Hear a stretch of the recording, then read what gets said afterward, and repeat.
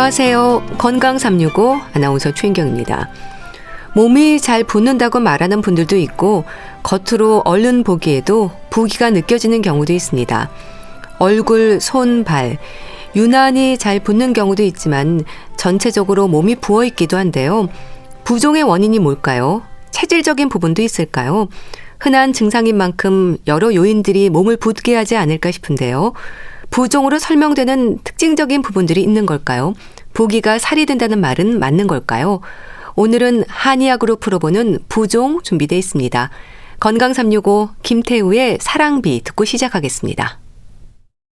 KBS 라디오 건강 365 함께하고 계십니다. 부종으로 고민하는 분들은 이유 없이 붓는다는 말도 하고요. 잘 붓는 체질이라고도 표현합니다. 이유 없이 부을 수 있고 체질적으로 잘 붓는다는 것도 맞는 얘기일까요? 몸이 붓는 부종, 경희대 한의대 침구과 김용석 교수와 함께합니다. 교수님 안녕하세요. 네, 안녕하세요. 몸이 붓는 걸 부종이라고 하잖아요. 네. 의학적으로 어떤 상태인 건가요? 그렇죠. 부종이라기도 하고 붓기라고 얘기하거든요. 네. 이런 부종이나 붓기가 아마 누구나 한 번쯤 겪어보셨을 거예요. 네. 그 말 그대로 이제 부종이라는 것은 뭐냐면 몸이 종처럼 붓는 증상, 또 몸이 부어서 무거운 증상, 이거를 이제 부종이라고 얘기하거든요. 네. 이제 의학적으로 보면 인체의 그 세포와 세포 사이에 어떤 림프액이나 조직의 삼춘물 같은 그런 액체가 지나치게 고여서 쌓여 있는 상태, 이거를 바로 이제 부종이다 이렇게 얘기를 하는 거죠. 체액이 지나치게 고인다는 게 어떤 의미인가요? 우리 몸은 사실 이제 70%가 물로 됐잖아요. 네. 그런데 물의 한 3분의 2가 우리 몸을 구성하는 세포 내에 있고요. 그리고 나머지는 세포 밖에 있거든요. 근데 이 물은 혈관 속에 있거나 혈관이 아닌 세포와 세포 사이에 흐르는 액체로 존재하게 되거든요. 그렇기 때문에 부종이라는 것은 혈관 내에 있어야 할 물이 혈관 밖으로 새어나와서 조직 사이에 수분이 많아져서 마치 종처럼 부풀어 있는 상태, 그거를 의미하는 거죠.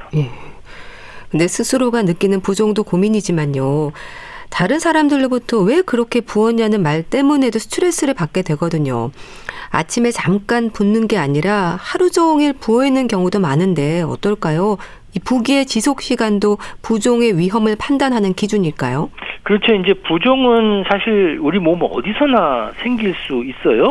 그런데 이제 가장 많이 생기는 부위는 다리가 붓는 거예요. 그래서 특히 이제 저녁 시간에 다리 부었다 하는 사람들이 상당히 많거든요. 왜냐하면 하루 종일 서 있거나 앉아 있으면 중력에 의해서 다리에 피가 몰리잖아요. 그러면서 이제 부종이 발생하기가 쉬워지거든요. 그렇기 때문에 우리가 신발 사러 갈 때는 오전보다 오후에 가는 게 좋다고 하잖아요. 그게 바로 그 때문에 그렇거든요. 그리고 이제 뭐 라면 같은 거 야식 먹고 난 다음에 아침에 일어나면 눈이 퉁퉁이 붓잖아요. 이것도 뭐 비슷한 거거든요. 서 있을 때는 다리에 피가 쏠리지만 누워 있으면 피가 어디로 가요? 온몸으로 골고루 퍼지게 되죠. 이때 눈꺼풀은 다른 부위보다 얇기 때문에 쉽게 붓게 되거든요. 그래서 이제 누워 있을 때는 얼굴과 눈 주위가 특히 더 붓게 되는 거고요. 이런 붓기는 어느 정도 시간이 지나면 빠져야 되는데 그렇지 않고 계속된다면 부종의 위험성이 있을 수 있죠. 뭐 얼굴, 손, 발 특정 부위가 붓기도 하고 전체적으로 부기가 느껴지는 경우도 있는데 이런 부분에 대해서는 어떻게 이해하면 될까요? 이 부종이 우리 몸의 특정 부위에만 부분적으로 발생하든지 아니면 몸 전체에 나타나든지 어떤 부위의 차이가 있게 되죠. 그리고 또 유발되는 원인에도 뭐 차이가 있게 되거든요. 우리가 이제 위치적으로만 볼 때는 크게 이제 국소부종하고 전신부종으로 나눠져요. 이제 국소부종은 어떤 한 곳에만 부종이 생긴다는 거거든요. 특히 이제 한쪽 다리에만 많이 생기는 경우가 있고요. 그다음에 전신부종이라는 것은 몸 전체가 다 붓는 거예요. 뭐 양쪽 다리라든지 양쪽 손이라든지 눈이라든지 뭐 이런 데 이런 부종이 있고요. 뭐 내부 장기에서 폐부종이라든지 복수 이런 걸 말하는 거거든요. 그렇기 때문에 원인 질환에 따라서 나타나는 양상도 다르다고 볼 수가 있죠. 부기가 살이 된다는 말도 하는데 맞는 얘기인가요? 이 얘기 상당히 많이 질문을 듣거든요. 부종이 오래 방치되면 지방이 되냐 이런 질문들을 많이 받는데요. 사실 그런 건 아니고요. 이제 부종이란 거는 앞에 말씀드렸지만 일종의 물이잖아요. 혈관 내 수분이 혈관 밖으로 나가서 축적된 상태가 거잖아요. 그러니까 이거는 에너지가 축적된 지방하고는 다른 거지요. 그러니까 부종의 치료하고 비만의 치료도 달라지는 거거든요. 그러니까 원인이 있는 부종의 경우는 원인을 교정하고 또 뭐 약물 치료를 하게 되면 부종이 호전될 수 있지요. 그 외에도 뭐 특별한 원인이 없는 경우는 뭐 염분 섭취를 줄이고 또 스트레칭 하게 되면 이런 증상들이 많이 개선될 수가 있지만 비만은 또 그렇게 치료하는 것은 아니잖아요. 근데 사실 비만한 분들에게서도 부종이 좀 자주 관찰되는 것이 많아요. 왜냐하면 비만이 심한 경우는 혈액순환이 원활하지 않잖아요. 그러면 부종이 생길 수 있거든요. 그래서 그렇고요. 또 부종이 심한 경우는 몸에 신진대사도 잘 안 되거든요. 그러니까 에너지를 잘 사용하지 못해서 지방이 축적되니까 비만이 좀 더 심해질 수가 있어요. 그러니까 부종이 지방이 되는 건 아니지만 부종으로 인해서 지방이 더 축적될 수는 있는 거죠. 실제 체중에도 변화가 생기나요? 물론 다리뿐만 아니라 우리 몸 전체에 이런 체액이 과도하게 쌓이게 되면 부종이 심하게 되면 체중이 증가할 수 있지요. 그리고 이제 특별한 원인이 없는 경우에 생기는 부종을 우리가 특발성 부종이라고 그러는데 이런 경우는 특히 이제 아침과 저녁에 체중 변화가 심하게 나타나요. 심하면 뭐 하루에 체중 차이가 뭐 2, 3kg 정도 될 수도 있거든요. 부종의 원인이 다양하죠. 그렇죠. 이제 부종의 원인 또 여러 가지거든요. 뭐 하루 종일 서 있거나 앉아 있으면 중력에 의해서 피가 이제 다리 쪽으로 쏠리니까 이제 부종이 생기고 뭐 라면 먹고 부종 생기고 뭐 이렇잖아요. 그러니까 우리 몸의 한 70%가 이 물로 이루어졌기 때문에 우리 몸의 생체의 어떤 리듬의 변화나 또 뭐 수분을 과도하게 섭취하게 되면 몸에 이렇게 물 성분이 많아지니까 부종이 발생될 수가 있거든요. 대개 이제 일반적으로 우리 몸 전신으로 나타나는 전신 부종은 뭐 내부 장기에 이상인 경우에 뭐 심장이나 간이나 폐나 뭐 콩팥 이런 데 전신 질환에서 발생되고요. 국소적인 거 부종은 대개 뭐 동맥이나 정맥이나 림프관 이런 순환기 계통의 문제에서 생길 수가 있죠. 그런 원인들에 따라서 전신 부종과 국소 부종으로도 구분되는 건가요? 그렇죠. 이제 대표적인 국소 부종이 다리가 붓는 거거든요. 다리 무게가 한 2kg, 3kg까지 늘어날 정도로 붓게 되면은 이제 걸음걸이가 상당히 불편해지죠. 그래서 이렇게 심각하게 다리가 붓게 되면 혈액순환이 잘 안 되니까 피부 궤양으로 이렇게 악화될 수가 있고요. 그리고 또 이런 다리 쪽의 부종이 오랫동안 반복적으로 나타나면 종아리가 아프고요. 저리고 뭐 화끈거리고 따끔거리고 주무실 때 막 쥐가 잘 나는 경우도 있죠. 그리고 뭐 전신 부종인 경우에는 우리가 이제 뭐 평소에 잘 맞던 반지가 잘 안 맞는다든지 아침에 발이 부어갖고 신발을 신기가 힘들어지는 이런 것에서 시작해서 뭐 얼굴이나 눈 부위가 심하게 붓고 또 피부를 손으로 꾹 눌러보면 눌린 자국이 빨리 없어져야 되는데 오랫동안 남고 그래서 일상생활이 힘들어지는 그런 증상까지 나타나게 되죠. 폐, 콩팥, 비장의 문제에 대한 지적도 관련해서 생각할 수 있는 부분일까요?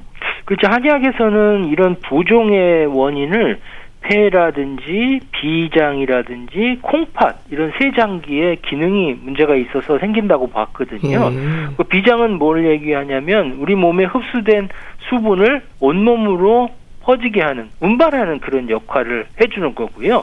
폐장은 뭐냐면 기의 순환을 잘 돕게 해서 어떻게 보면 물기를 터주는 역할을 하는 거고요.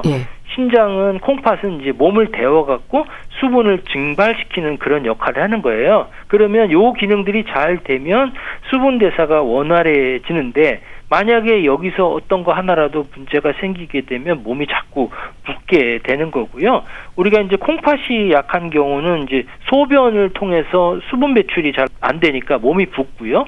이런 경우는 손발보다 눈 주위가 먼저 붓는 게 특징이고요. 또 심장이 약하게 되면 이 혈액순환이 잘 안 되잖아요. 그러면 손발 쪽이 붓게 되는 거지요. 그리고 이제 폐 같은 경우는 우리가 이제 호흡이라든지 또 노폐물들, 뭐 기침이나 이런 것들을 해서 물기를 바깥쪽으로 배출시켜 주거든요. 근데 소변을 오래 참으면 온몸에 땀이 나면서 소변 참기가 편해지는 것을 느낄 수가 있거든요. 그래서 폐가 수액 대사를 많이 하면 신장의 대사가 줄어들고 반대로 폐가 수액대사를 적게 하면 신장이 일이 그만큼 많아진다는 뜻이거든요. 그래서 콩팥하고 폐장, 방광 뭐 서로 이렇게 주고받는 역할을 하는 거죠. 그러니까 부종이 질환의 위험을 알리는 신호일 수도 있는 거네요. 그렇죠. 그렇지만 이제 부종이 있다고 해서 사실 모든 질환을 의심하는 것은 아니고요. 특별한 어떤 약물을 먹지 않았는데도 또 뭐 짠 거를 많이 안 먹었는데도 생긴 부종이라면 콩팥이나 심장이나 간이나 뭐 갑상선 이런 데한 검사는 사실 필요하고요. 또 소변에 거품이 있거나 뭐 평소에 혈압이나 빈혈 같은 게 있으면 또 다른 질환을 의심해 봐야 되겠죠. 그럼 부종이 생기는 부위별로 설명을 주시면 좋을 것 같은데요. 근데 일반적으로 부종하면 저 다리나 손 주위가 이제 눈 같은 데가 생기는 것으로 알고 있는데 또 이제 폐 부종이나 복수라고 해서 배가 붓는 증상도 있고요. 이런 경우는 대개 이제 콩팥이나 간이나 심장 질환을 의심해 볼 수가 있고요.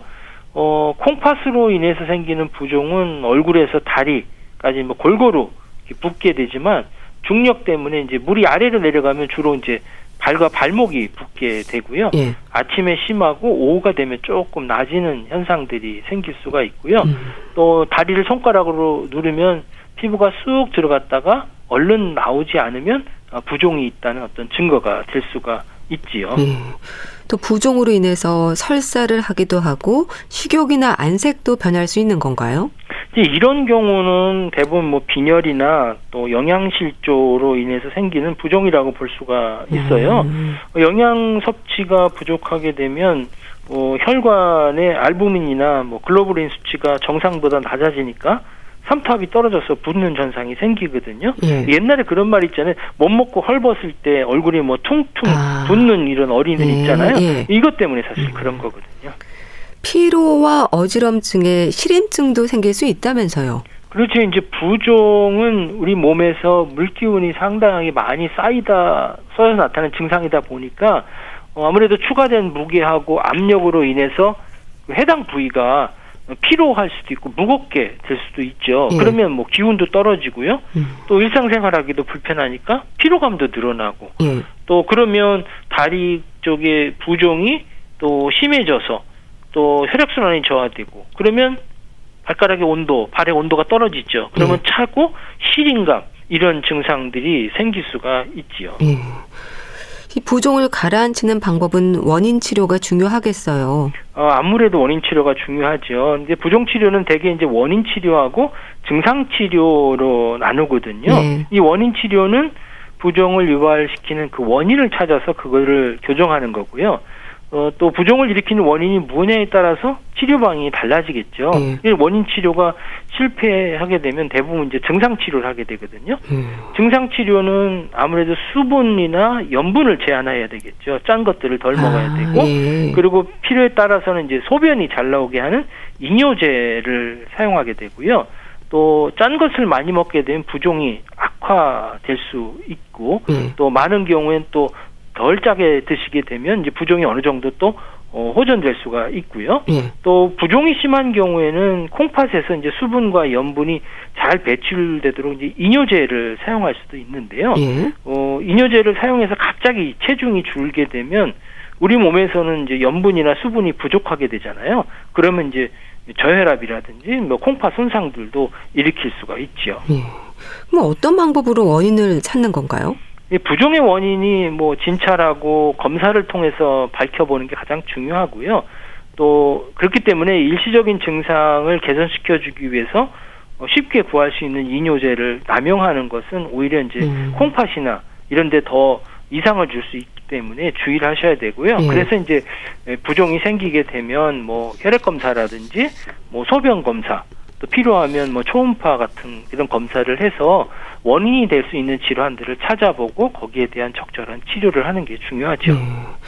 근데 여러 검사를 했음에도 이상이 발견되지 않는 부종도 있지 않을까요? 제 주변에 그런 분이 있는데 검사상 아무 이상이 없는데 얼굴이 계속 부어 있다고 하던데요. 이런 경우가 바로 이제 특발성 부종이라고 얘기하는 거거든요. 이 특발성 부종이라는 건 말 그대로 특별한 원인을 밝힐 수 없는 경우에 생긴 부종이다 이런 뜻이거든요. 이런 경우는 대개 이제 우리 몸 전체적으로 골고루 붓고 아침보다는 오후에 심하고요. 예. 심하면 하루에 체중이 막 2, 3kg씩 오르락내리락 하는 거예요. 그런데 문제는 뭐냐면 이러면 심각할 줄 알았는데 검사를 해도 이상이 없는 거예요. 예. 그래서 이런 특발성 부종은 대개 이제 모세혈관에서 빠져나가는 수분의 양이 정상인보다 많거나 또는 뭐 심한 스트레스 이런 것 때문에 발생할 수가 있죠. 예. 이런 특발성 부종도 흔한가요? 그렇죠. 이제 특발성 부종은 특히 남성보다는 여성에게 많고요. 20대에서 40대 사이에서 주로 발생해요.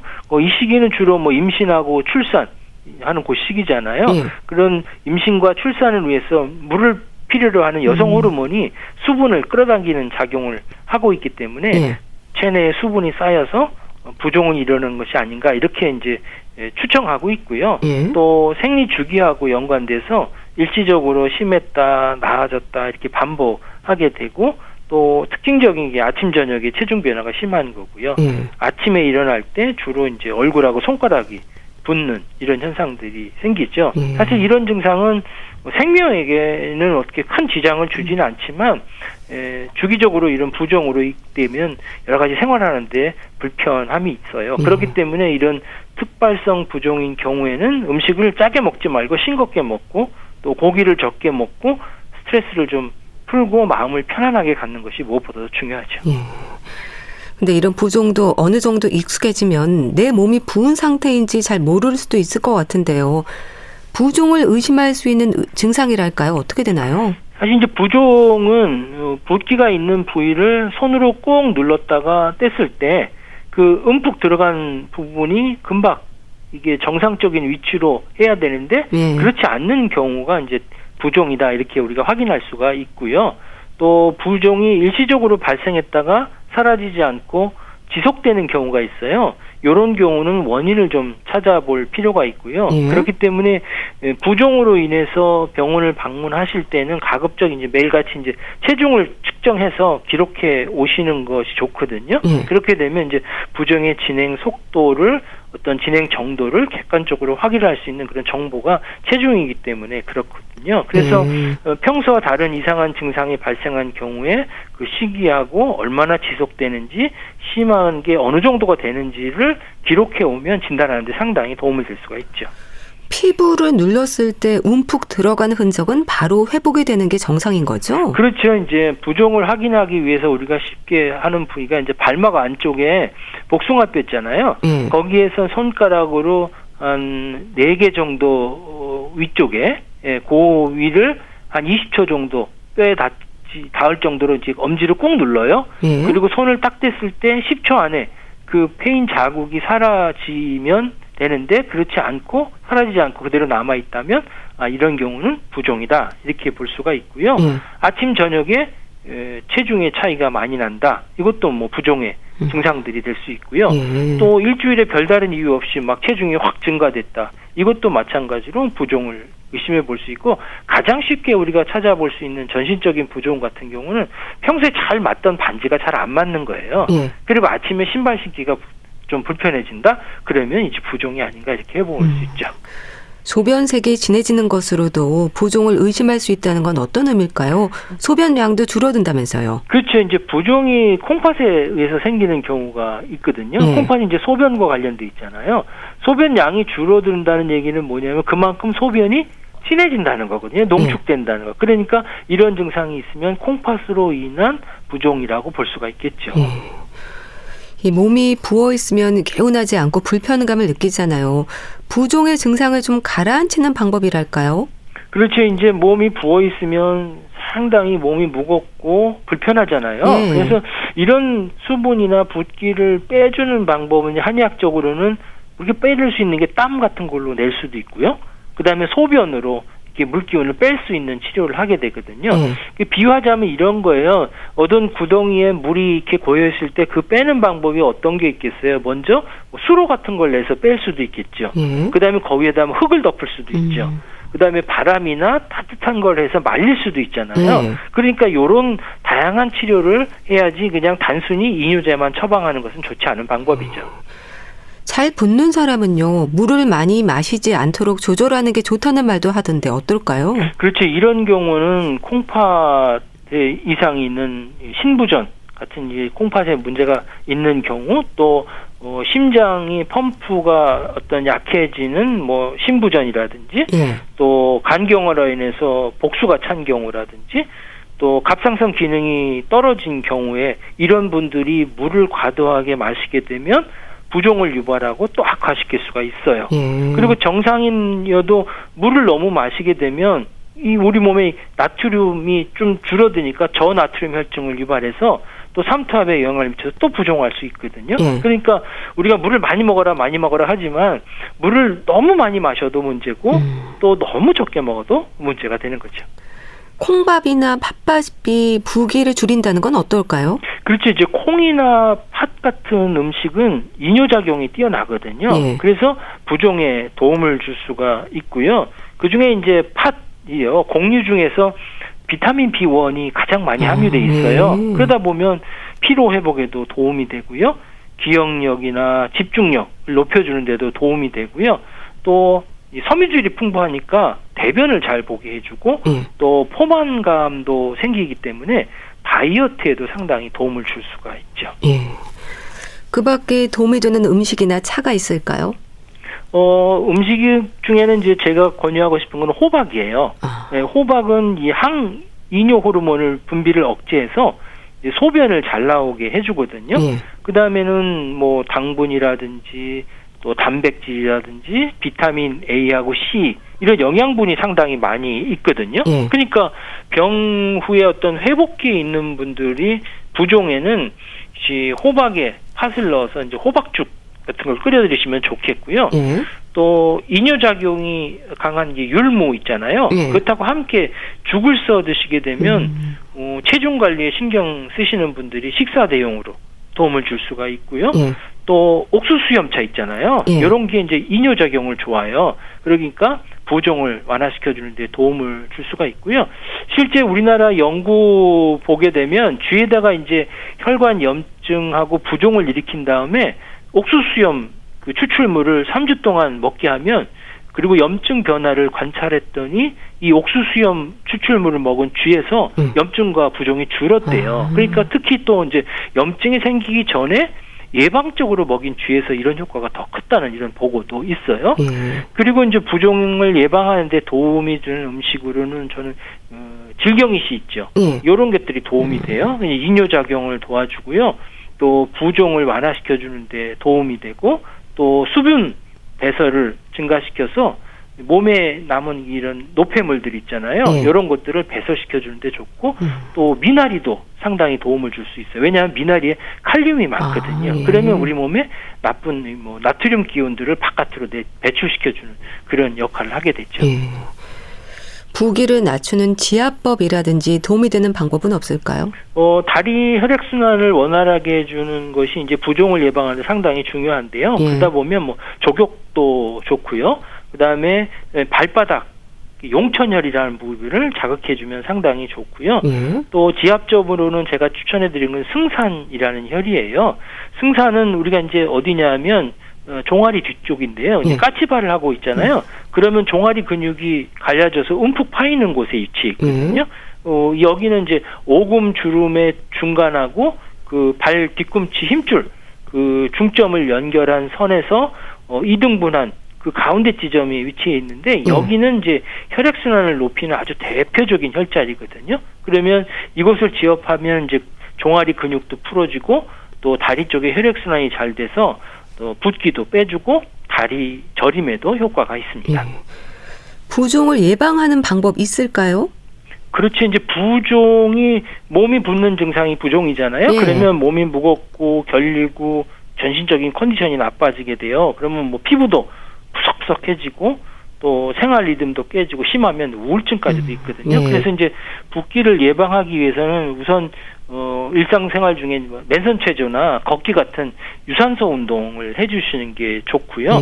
그렇게 하게 되면, 이런 운동을 하게 되면 우리 몸이 온도가 올라가잖아요. 그러면 혈액순환이 좋아지거든요.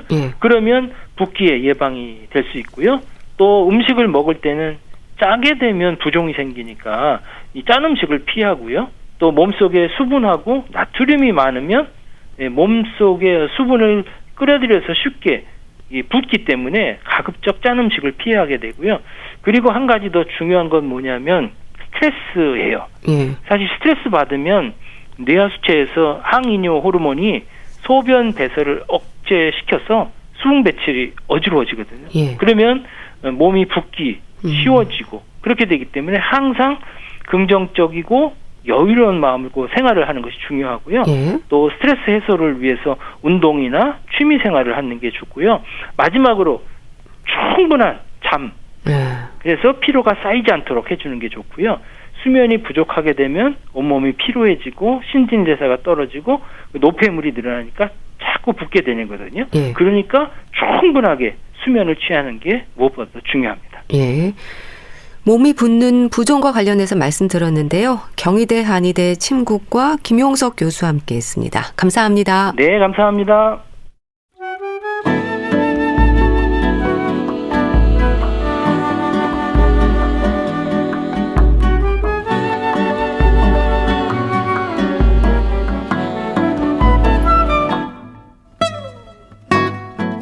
건강한 하루의 시작. KBS 라디오 건강 365 최윤경 아나운서의 진행입니다. KBS 라디오 건강 365 함께하고 계십니다. 주말의 건강책 정보 북컬럼니스트 홍순철 씨 어서 오세요. 네, 안녕하세요. 오늘 소개해 주실 책은 딸이 조용히 무너져 있었다. 좀 제목만으로도 가슴이 먹먹하네요. 그렇습니다. 무엇보다 내가 아픈 것보다 가족이 아팠을 때 사실은 어떻게 해야 될지 모르고 맞아요. 막막한 기분이 좀 드는데요.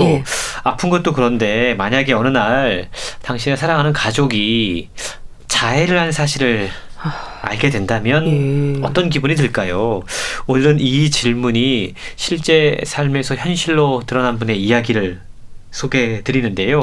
한림대학교 성심병원 류마티스내과 의사인 김현아 교수는 화목한 가정에서 명랑하게 자라는 줄만 알았던 둘째 딸이 남몰래 자해를 해왔고 양극성 장애를 앓고 있었다라는 청천벽력 같은 사실을 마주하게 됩니다.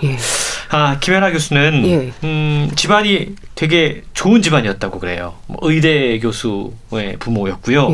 화목한 가정이었고 성적에 대한 압박도 자녀들에게 주지 않았다고 그럽니다. 그저 밝고 명랑하게 자라는 줄만 알았는데 둘째 딸이 수능을 며칠 앞둔 어느 날 학교에 나가지 않았다고 그럽니다.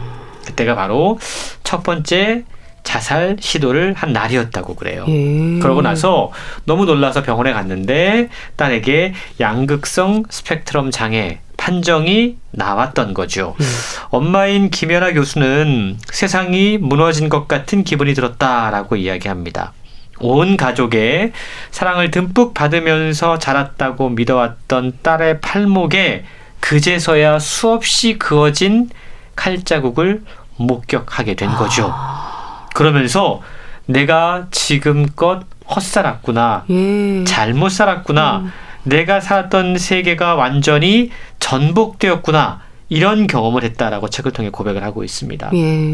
오늘 소개해드리는 딸이 조용히 무너져 있었다. 이 책은요, 엄마이면서 의사인 저자가 정신질환을 앓고 있는 딸을 보살피면서 쓴 기록이에요.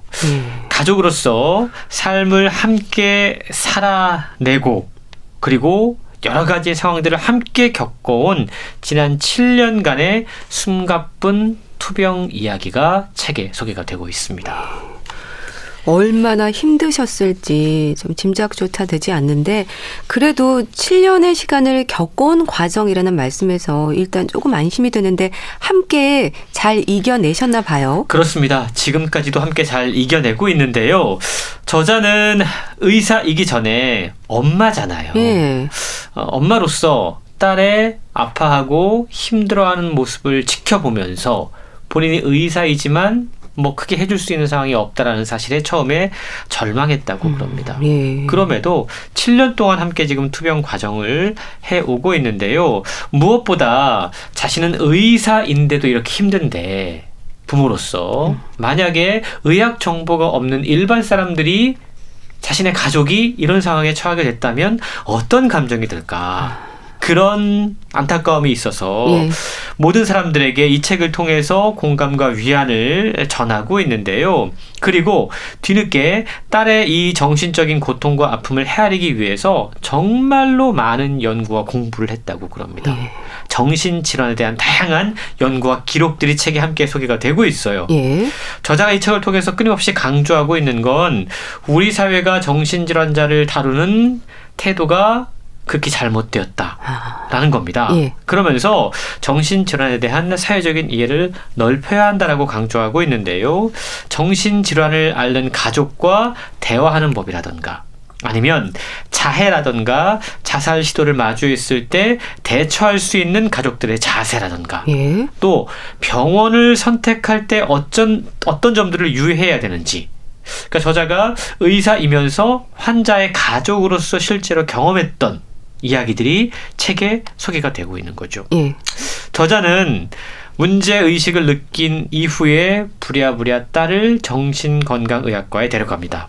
그리고 상담과 진찰을 받은 뒤에 흔히 우리가 조울증이라고 알고 있는 양극성 장애 진단을 받게 돼요.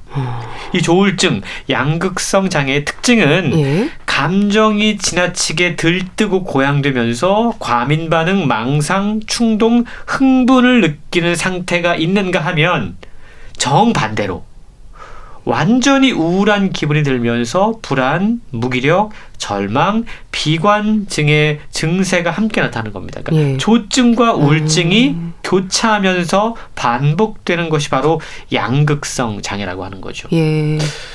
우울증만 있는 것도 힘들지만 이런 감정이 반복되는 건 더욱더 견디기 쉽지 않은 상황일 겁니다. 그리고 그렇죠. 그 모습을 지켜봐야 되는 가족들의 심정은 어떠할지 한번 상상해 보시면 좋을 것 같은데요. 예. 이 양극성 장애에 시달리는 분들의 기분을 날씨로 표현을 하자면 맑은 하늘에 해가 쨍쨍 내려줍니다. 그리고 갑자기 폭풍우가 확 몰아치는 것과 비슷하다고 이야기할 수 있다는 거죠. 예. 맑은 날이 계속되면 보기에는 좋지만 땅이 결국 사막이 되어버리고 반대로 폭풍우가 지나가고 나면 그 밑에 나무는 뿌리채 뽑히게 됩니다. 예. 이게 바로 이 질환에 시달리는 사람들의 상태를 뭔가 좀 비유하는 표현이라고 할 수 있는데요. 자녀는 정신과 보호병동에 무려 16번 격리병동에 입원하게 됩니다. 그런데도 부모와 소통의 끈을 놓지 않았다는 점이 그래도 지난 7년 동안 부모가 견딜 수 있었던 그리고 자녀가 견딜 수 있었던 유일한 희망이었다라고 고백하고 있습니다. 그렇네요. 환자 가족의 입장에서 여러 문제들에 대한 실질적인 조언들이 담겨 있다는 게 같은 상황에 있는 가족들에게 도움이 크지 않을까 싶은데요. 우리가 인식 개선이라는 말을 하지만 정신질환에 대한 사회적인 이해를 넓혀야 한다는 말씀에 공감을 합니다. 거기서부터 출발을 해야 될 것 같아요. 그렇습니다. 아주 중요한 부분인데요. 예. 양극성 장애는 환자의 25% 이상이 생애 한 번 이상 자살을 시도한다고 합니다. 예. 그리고 치료받지 않은 환자의 경우 자살률이 비질환자보다 무려 최대 30배나 높은 중증 정신질환이라고 이야기할 수 있다는 거죠. 예. 그러니까 저자의 딸에게 지금 이런 진단이 내려진 겁니다. 그래서 저자가 할 수 있는 최선의 방법은 그래도 의사였기 때문에 주변 사람들에게 물어서 좋은 병원을 찾아다니고 또 급기야 개선되지 않을 때는 보호병동에 입원도 시켜보고 예. 또 좋다는 치료법, 약물이라든가 심지어 전기 충격 치료라든가 다양한 치료법까지 시도를 합니다.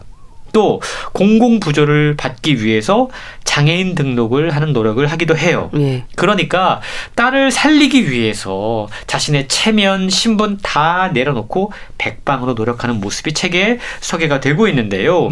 뿐만 아니고 의사로서 각종 연구라든가 통계 자료, 의학적인 여러 가지 문헌들을 직접 뒤져가면서 딸의 병에 대해서 공부를 하고 정신질환 발생 기관인 뇌의 기능과 작동 방식을 함께 알아갑니다. 예. 그리고 환자들이 복용하는 약의 성분을 일일이 다 확인하면서 효과를 시험해보면서 정신질환과 관련된 지식과 경험을 하루하루 체득해 나갔다고 그럽니다. 그렇게 도대체 사랑하는 딸의 머릿속에서 지금 어떤 일들이 일어나고 있는지를 이해하고자 애써온 지가 7년이 지났어요. 예. 저자는 아직 완쾌되지 않았지만 이 과정을 사람들에게 공개적으로 나누기로 했습니다. 예. 그 이유는 의학 전문 지식에 접근하기 쉬운 자신에게도 이 상황이 너무나 힘든데, 가족의 정신질환에 대처하는 일이 이토록 힘든데 다른 정신질환자 가족들은 얼마나 막막하고 까마득한 상황에 부닥쳐 있을지를 공감했기 때문인데요. 예. 실제로 이 책이 출간되고 나서 책을 읽은 사람들의 독자 평을 보면 예. 이 책을 통해서 내 가족의 아픔을 진정으로 이해하게 됐고 어떠한 노력들을 해야 되는지 다시금 깨달았다. 이런 댓글들이 많이 이어지고 있습니다. 딸의 머릿속에서 일어나는 일을 이해하고자 애썼다는 고백이 가슴에 와닿는데요. 근데 의사인 저자도 알아차리기 어려울 정도의 질환인데 일반인들은 더 힘들지 않을까 싶습니다. 그래서 그렇게 또 책으로 이렇게 개인적인 일을 나누기로 결정하신 것도 절실함이 느껴지네요. 그렇습니다. 저자는 책을 통해서 코로나 팬데믹 이후에 우리가 정신질환에 더욱더 관심을 가져야 되는 이유에 대해서 이야기를 하고 있어요. 예. 정신질환은 초기에 진단하고 치료하지 않으면 자살이나 자해 시도로 이어질 가능성이 매우 높은 소인으로 꼽힌다고 그럽니다. 예. 특히 정신질환에 취약한 계층들이 있습니다. 청소년 그리고 20대 여성 계층이라고 그래요. 예. 팬데믹과 함께 20대 여성의 우울증이 급증했던 2020년 상반기 20대 여성 자살 사망자 수가 전년보다 무려 43% 증가했습니다. 예. 상당히 유의미한 통계라고 할 수 있고요. 네. 자살 및 자해 시도로 인한 청소년의 응급실 내원 또한 2016년에 비해서 2020년에 2배 이상 증가했다고 그럽니다. 이렇게 환자들이 지금 생사를 넘나드는 괴로움과 고통에 시달리고 있는 게 실제 우리 현실인데, 더 큰 문제는 우리나라는 이 문제에 대해서 별로 깊은 관심을 기울이지 않고 있다는 겁니다. 예. 이 문제가 제대로 사회에 드러나지 않고 있다는 거죠. 미국에서 보고된 바에 따르면 양극성 장애의 유병률이 평균 1에서 2%, 그리고 이걸 진단 범위를 조금 넓히면 약 6.4%에 이른다고 그럽니다. 예. 상당히 많은 비율이 이 질환에 시달릴 수 있다는 그러네요. 거죠. 그런데 우리나라에서는 양극성 장애의 유병률이 2017년 기준 0.2%에 불과하다고 그래요. 미국의 유병률과 비교해서 너무 낮게 보고되는 이유가 뭘까? 그러게요. 사실 스트레스로 따지면 예. 우리가 훨씬 더 심할 텐데 말이죠. 예. 최근요, 실제 환자가 더 적어서가 아니라 편견, 사회적인 편견, 그리고 오해 때문에 예. 진단이 이루어지지 않은 채 숨어있는 환자들이 많기 때문이다. 이렇게 지적을 하고 있는 겁니다. 그렇군요. 근데 저자도 의사이기 전에 일단 부모잖아요. 이렇게 딸이 양극성 장애 진단을 받았을 때 얼마나 놀라셨을까요? 사실 책에 보면, 이 책의 목차를 보면 이제 1년, 2년, 3년, 4년, 5년, 6년, 7년 이렇게 매해 저자가 느꼈던, 그리고 어떠한 노력들을 기울였는지 그 과정들이 소개가 되고 있는데요. 예. 딸이 양극성 장애 진단을 받은 첫 해 저자가 느꼈던 감정은 부인과 낙관이었다고 그럽니다. 우선 부인이었어요. 말도 안 돼. 어떻게 이런 일이 벌어질 수 있어.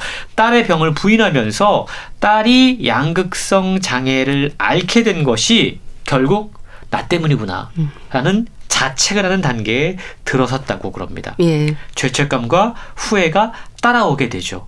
그러면서도 곧 나아질 거야, 아무 문제도 아닐 거야 라고 하면서 낙관적으로 생각하기 위해 노력했다고 그럽니다. 예. 그런데 여전히 주변 사람들에게도, 심지어 가족들에게도 딸이 자해를 해왔다는 사실을 알릴 수가 없었다고 그래요. 이 문제를 혼자서만 해결하려고 노력했다고 그럽니다. 왜냐하면 정신질환에 대한 낙인, 편견, 이것이 두려웠기 때문입니다. 딸의 병을 어떻게든 숨기려고만 했던 거죠. 예. 하지만 그럴수록 안타깝게도 딸의 증세는 점점 심해졌다고 그래요. 더 큰 문제는 병원에서도 적절한 치료를 받지 못했다라는 거죠. 급기야 딸이 자살을 시도했다라는 전화를 받고 나서 병원에 달려간 뒤에 심각성을 깨닫고 딸을 어쩔 수 없이 정신병원 격리병동에 입원시키게 됩니다. 예. 그런데 의사인 자신이 그곳의 환경을 보고 깜짝 놀란 거예요. 우리 딸이 여기에서 과연 온전한 정신으로 다시 회복돼서 나올 수 있을까? 의문을 갖게 됐다라고 소개를 하고 있습니다. 예. 그래서 딸과 함께 병원에 머물기도 해요. 다른 환자들과 가족들은 어떠한 과정을 겪는지를 직접 목격하기도 합니다. 예. 보호병동으로 옮겨지고 가족과의 접촉이 제한되면서 딸이 겪는 고통을 상상하기도 하고 정신과 병동, 격리병동에서 하는 치료가 과연 적절한 것인지에 대한 의심을 하기도 하면서 다양한 방법으로 딸을 살리기 위해 노력했던 과정들이 책에 소개가 되고 있는 겁니다. 참 숨기고 혼자 해결하려는 마음도 감히 이해가 됩니다. 하지만 그래서 될 일이 아니라는 거잖아요. 질환에 대한 편견과 오해가 또 움츠리게 하는 것도 문제고요. 그렇습니다. 우리가 흔히 조울증이라고 이야기하는 양극성 장애는요. 곧 다 나을 것 같은 그런 신호를 받을 때가 있다고 그럽니다. 예. 멀쩡해졌네? 조금만 있으면 나아지겠네? 근데 문제는 이게 잠시 호전되었다가 다시 악화되는 것이 끊임없이 반복되는 것이 가장 큰 문제라고 그래요. 예. 그러면서 자신은 저자가 의사로서 이 정신질환의 발생 기관인 뇌에 대해서 좀 알아봐야겠다라고 해서 공부를 하기 시작합니다. 그러면서 놀라운 몇 가지 사실들을 논문을 통해서 확인하게 되는데 양극성 장애가 여성들에게 더 많이 발생하고 또 여성들의 생리 주기와 관련이 있다는 것을 알게 됩니다. 예. 그리고 뇌가 어떻게 작동하고 정신질환이 뇌의 어느 부분에서 발생하는지 직접 연구하면서 정신질환의 다양한 원인은 무엇인지, 유전적인 요인은 무엇이고 환경적인 요인은 무엇이고 또 사회적인 요인은 무엇인지에 대해서 밝혀내고 책을 통해 일일이 자세하게 소개를 합니다. 예. 그러면서 한편으로 이 문제에 대해서 여전히 무지와 낙인 그리고 은폐로만 대응하려고 하는 우리 사회의 미성숙한 태도에 대해서 아주 통렬하게 비판하고 지적하고 있는 겁니다. 흔히들 그러죠. 우리도 요즘 사건 사고 발생하면 제일 먼저 나오는 뉴스가 뭔가요? 그 사람이 끔찍한 범죄를 저질렀을 때 혹시 어떤 정신질환을 앓고 있는가. 이런 사실 낙인이거든요. 맞아요. 정신질환자에 의한 사건이 발생하면 중증 정신질환자 가운데 범죄자 비율이 전체 인구 가운데 범죄자 비율보다 훨씬 낮다라는 사실 내팽개친 채 정신질환자 환자들을 당장에 격리 조치해야 된다. 이들이 문제다라고 사람들이 막 막말들을 하게 됩니다. 예. 이런 일들이 왜 벌어지는가 우리는 가만히 한번 생각을 해봐야 되고요. 뿐만 아니고 성과만을 중요하게 생각하는 경쟁주의적인 질서, 또 정신질환자와 그 가족을 고립시키는 사회적인 낙인과 편견, 이게 환자 본인과 가족의 고통을 키울 뿐이다라고 이야기를 해요. 예. 결국 정신질환자에게 가장 필요한 건 사랑이거든요. 그리고 가족의 관심이거든요. 근데 격리시켰을 때 그것을 받을 수 없을 때 그 외로움, 그 상황 가운데 환자가 어떻게 치료될 수 있을 것인가에 대한 의문을 제기하고 있다는 거죠. 네. 저자는 그러면서 우리 모두에게 이게 남의 일이 아니다라는 사실을 환기시킵니다. 정신질환과 정상성, 이건 칼로 무 자르듯이 구분할 수 없다. 그래서 되레 요즘에 정신의학계에서는 질환명에 스펙트럼이라는 표현을 쓰지 않습니까? 예. 이게 뭐냐면 그만큼 층위가 다양하다. 양상이 다양하다. 그러니까 어느 정도까지 우리가 품을 것인지, 어느 정도를 정상으로 보고 어느 정도를 약간 이상으로 볼 것인지를 우리가 지금 함께 논의를 해야 되는 예. 그것이 확장되는 단계에 있는 걸 보여주는 것이 바로 스펙트럼이라는 단어라는 것이죠. 예. 정신질환은 같은 환자임에도 의사에 따라서 진단이 다르게 내려질 수가 있습니다. 그리고 시간이 지나면서 진단이 바뀌기도 합니다. 예. 여러 질환이 동시에 발현되었다가 일부만 잠재되는 등 아직까지 현대의학에서도 똑부러지게 설명되지 않는 미지의 영역이 상당 부분 존재하는 것이 지금의 현실이라는 것이죠. 예. 증상이 경미해서 일상생활에 문제가 없거나 오히려 더 기능적인 뛰어난 천재적인 면모를 보이는 경우도 있기 때문에 무조건 정신질환을 갖고 있다고 해서 편견과 낙인을 찍는 것은 큰 문제다라는 점을 여러 차례 지적을 하고 있습니다. 정신질환에 대해서는 증상이 다양한 만큼 아직 연구할 부분이 많은 것 같은데 무엇보다 사회적 인식 개선도 시급하죠? 그렇습니다. 저자 의사 부부거든요. 예. 엄마만 의사가 아니라 아빠도 의사세요. 이 두 분이 함께 딸을 살리기 위해서 그야말로 수없이 많이 시행착오를 겪으면서 고군분투했습니다. 예. 저자는 정신질환을 사회적으로 감춤으로써 환자들을 고립과 부적응 그리고 사지로 내모는 이러한 처사는 문제를 악화시킬 뿐이다라고 지적합니다. 예. 누구나 언제든 정신적인 문제를 겪을 수 있다는 사실을 우리는 인정을 해야 되고 이 문제를 본격적으로 우리 수면 위로 끌어올려서 가시화해서 그 문제를 겪고 있는 사람들이 낙인과 편견의 굴레에서 벗어날 수 있도록 그래서 어떤 증상이 있다면 처음부터 적극적으로 이걸 이야기하고 상담받고 자연스러운 삶의 일면으로 받아들일 수 있도록 해야 된다라고 주장하고 있는 겁니다. 예. 그리고 몇 가지 상당히 구체적인 변화의 노력들을 이야기하고 있는데요. 우리가 정신질환이라는 표현을 쓰지 않습니까? 예. 이 표현 뇌질환으로 바꾸는 것이 좋다라고 이야기합니다. 예. 실제로 정신질환은 뇌 속의 신경세포 간의 연결 회로에 이상이 생겨서 발생하기 때문이라는 거죠. 예.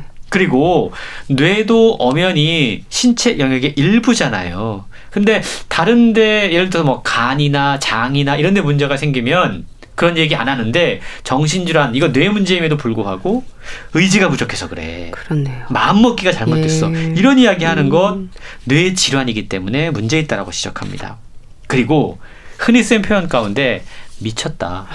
이런 표현 그 말 대신에 아프다라는 말을 사용해줘야 되고 예. 성격, 인격장애라는 말 역시 모호하고 부정적이기 때문에 이런 병명들도 진단 목록에서 대체할 것을 건의하고 있는데요. 저자가 의사이기 때문에 이런 구체적인 실천 방안들도 함께 제시할 수 있는 것 같습니다. 정신질환 자체를 뇌질환으로 생각해야 한다는 말을 기억하면 좋겠네요. 딸이 조용히 무너져 있었다. 잘 들었습니다. 북컬럼니스트 홍순철 씨와 함께했는데요. 감사합니다. 고맙습니다. 이동원의 사랑의 꽃 보내드리면서 인사드릴게요. 건강365 아나운서 최인경이었습니다. 고맙습니다.